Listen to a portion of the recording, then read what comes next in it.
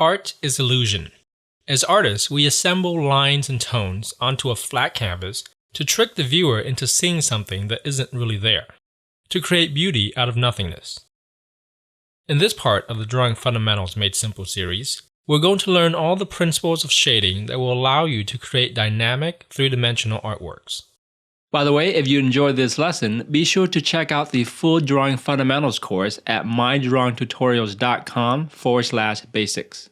It's designed to teach a complete beginner all the basic skills they'll need to become successful at drawing. Okay, back to the lesson. Every realistic piece of art contains four elements. Shapes. That's simply the outer contour that tells us what we're looking at. Shape can be the outline of an object. It can also be the shape of a plane on a form. And it can also be the shape of a shadow area. Next are edges. That's the way shapes transition between each others. Here, this soft edge serves as a transition between this top shape and this bottom shape. And it tells the viewer that this sphere has a rounded form. Then there's value. That's how light or dark a shape or edge is.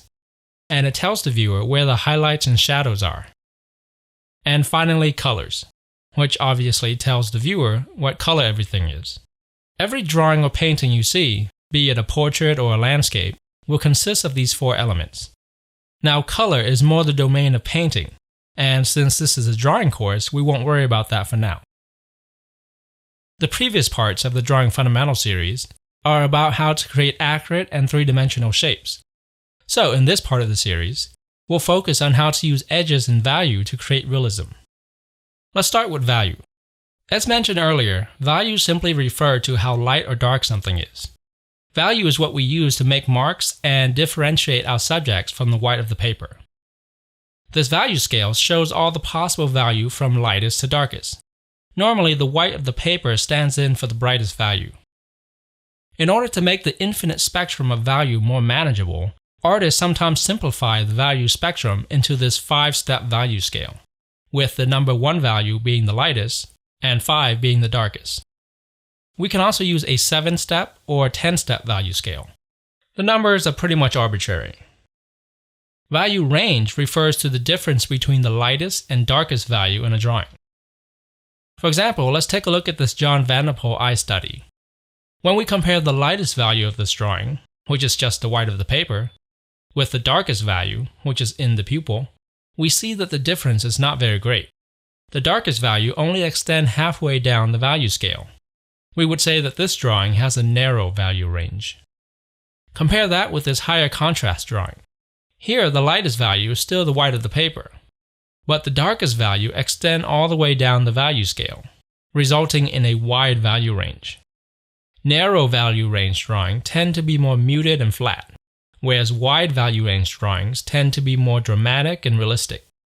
One of the most common mistakes beginners make is to not use a wide enough value range in their drawing. This is typically due to not having good value control and being unsure of their decisions. The easiest way to fix this is to darken the shadows and add more contrast to your drawing. Different pencils will have different value ranges. A charcoal pencil's max value is very dark compared to the white of the paper, and therefore has a very wide value range. This is one of the advantages of charcoal.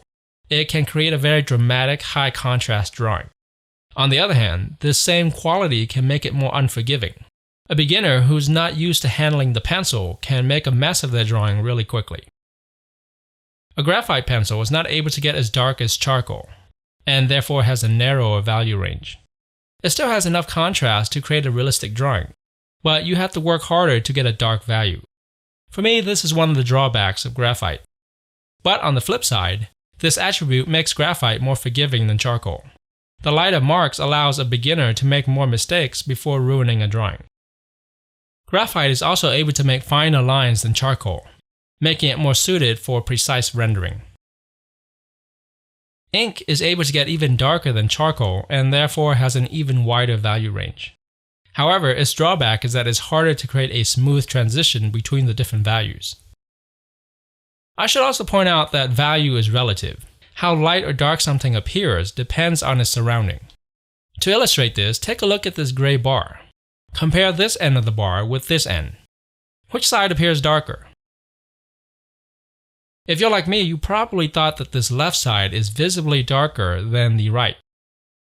But in actuality, this bar has the same value throughout. It's just that this end is surrounded by lighter value and therefore looks darker in comparison, and this end is surrounded by darker value and therefore appears lighter. To prove this, let me remove this gradient background. And now we can see that it really is the same value throughout. Bring the background back and it looks different again. Pretty cool, huh? So how can we apply this effect to drawing? Well, let's say we wanted to make this reflected light area brighter. Rather than using an eraser, we can darken the cast shadow and the core shadow around it.